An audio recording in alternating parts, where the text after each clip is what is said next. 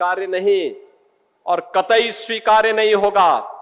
अगर कोई अपनी नालायक औलाद को समझा नहीं पा रहा है तो समझो कि गलती कर रहा है। दोस्तों नमस्कार।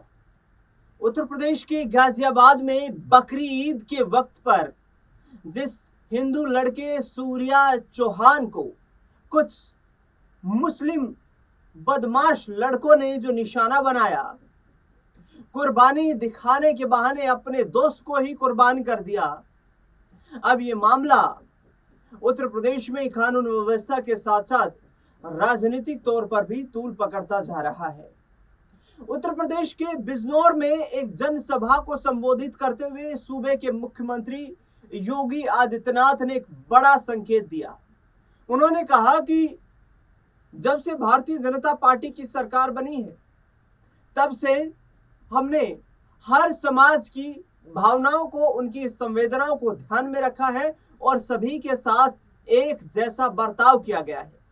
योगी आदित्यनाथ ने भरे मंच से कहा कि पहले की सरकारों में देखिए, पश्चिमी उत्तर प्रदेश में दुर्गा यात्रा, रामनवमी और इसके साथ साथ कांवड़ यात्रा निकालना कितना मुश्किल होता था, ये वक्त हमने देखा है।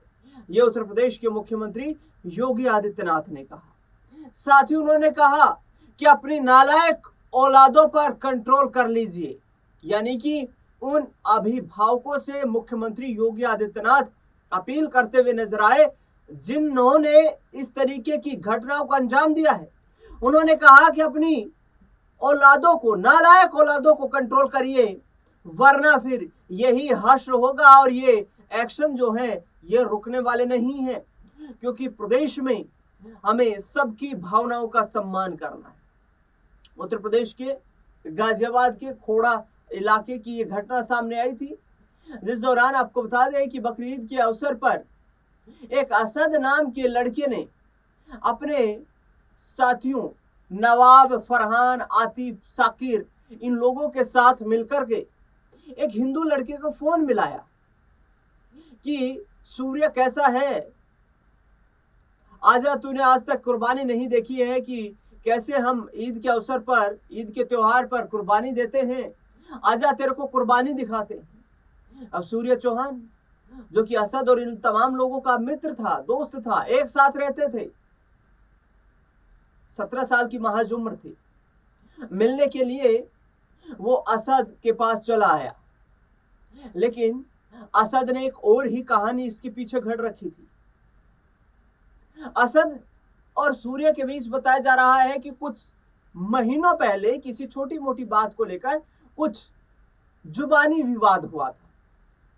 नौबत हाथापाई तक भी नहीं आई थी, जुबानी विवाद की खबर सामने आई है कि इन दोनों के बीच कुछ जुबानी विवाद हुआ था। उसके बाद यह असद जो है, इसने एक षड्यंत्र रचा सूर्य के खिलाफ कि किसी भी तरीके से सूर्य से बदला लिया जाना है, और इसने मौका चुना बकरी ईद का कि बकरी ईद के त्योहार पर सूर्य को कुर्बानी दिखाने के बहाने निशाना बनाया जाए।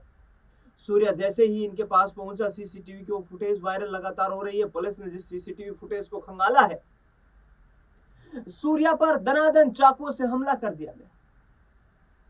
चंद सेकंड्स में ही सूर्य तड़प कर और बेहोश होकर गिर गया और चंद मिनटों में ही उसकी जान चली गई। इसके बाद ये बेशर्म असद जो कि आरोपी था, मुख्य आरोपी इस घटनाक्रम का, इस असद ने सोशल मीडिया पर एक वायरल वीडियो शेयर किया और जिसमें उसने कहा कि तुम्हारे भाई ने एक मर्डर मार दिया है, कुछ दिनों के लिए अंदर जा रहा हूं।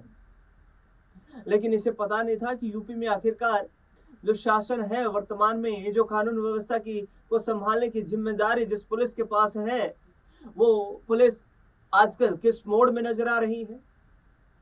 उत्तर प्रदेश पुलिस ने गाजियाबाद से सटे पूरे इलाके की घेराबंदी की और इन लोगों की तलाश करना शुरू कर दी।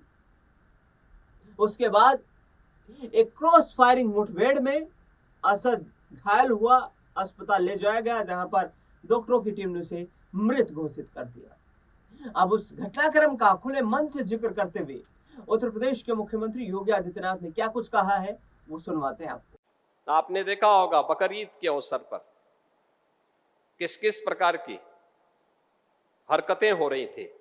वो तो गनीमत है कि सरकार ने पहले से ही कदम उठाए हुए हैं, तब शांतिपूर्ण तरीके से पर्व और त्योहार हो पा रहे हैं। नहीं तो पश्चिमी उत्तर प्रदेश में तो गनीमत थी जी, सब के बारे में बड़ा मुश्किल होता था। रामनवमी, शिवरात्रि, जन्माष्टमी, दुर्गा पूजा, कावड़ यात्रा, ये सब सपने हो गए थे। बेटी स्कूल नहीं जा पा रही थी, व्यापारी सुरक्षित नहीं रह पा रहा था।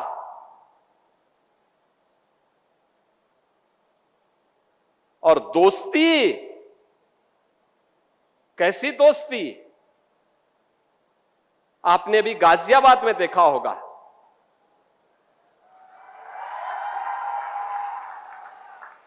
दोस्ती की आड़ में छुरेबाजी, ये स्वीकार्य नहीं और कतई स्वीकार्य नहीं होगा। अगर कोई अपनी नालायक औलाद को समझा नहीं पा रहा है तो समझो कि गलती कर रहा है, गलती कर रहा है।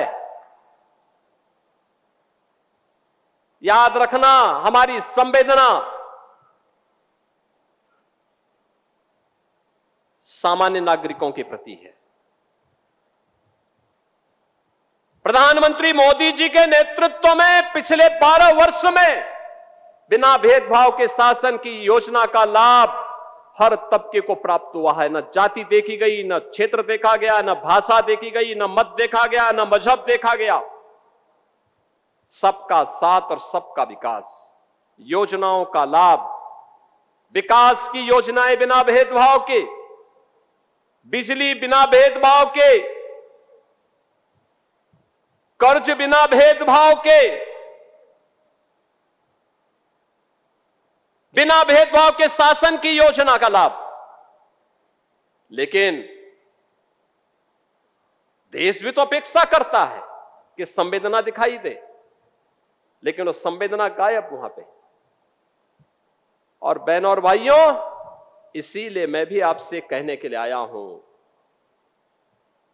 यही कहने के लिए मैं भी आया हूं आज। हम सबको इस बात को ध्यान में रखना होगा, हम सबको इस बात को ध्यान में रखना होगा कि अहिंसा और करुणा ये मानवता के भूषण है, किंतु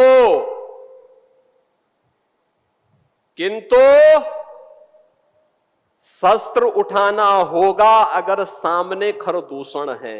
तो ये बयान उत्तर प्रदेश के मुख्यमंत्री योगी आदित्यनाथ का आपने सुना। उन्होंने सीधे तौर पर कहा है कि जो कानून को हाथ में लेने का प्रयास करेगा, जो समाज में हिंसा भड़काएगा, जो सांप्रदायिक दंगा फैलाएगा, जो किसी भी समाज का शख्स क्यों ना हो बदमाशी करेगा, जो खुद को कानून से ऊपर रखने का प्रयास करेगा, उसे का इसी तरीके से इलाज होगा।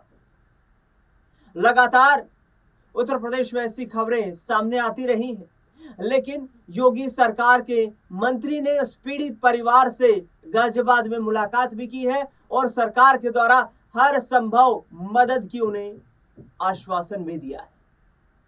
देखना बेहद दिलचस्प होगा कि आने वाले वक्त में आखिरकार बाकी जो लोग हैं, जिनमें यह बताया जा रहा है कि 5 कुल लोग थे, जिनमें से 3 लोगों को गिरफ्तार किया गया। असद मुठभेड़ में घायल हुआ, अस्पताल में उसकी मौत हो गई, और एक फरहान या कोई और व्यक्ति हो सकता है जो फरार चल रहा है, कोई और लड़का हो सकता है जो इस घटनाक्रम में शामिल था, जो फरार चल रहा है, उसकी तलाशी पुलिस लगातार कर रही है। पीड़ित परिवार के लोगों का लगातार कहना है कि सबका एनकाउंटर किया जाना चाहिए, लेकिन 3 लोगों को इस मामले में गिरफ्तार भी किया जा चुका है।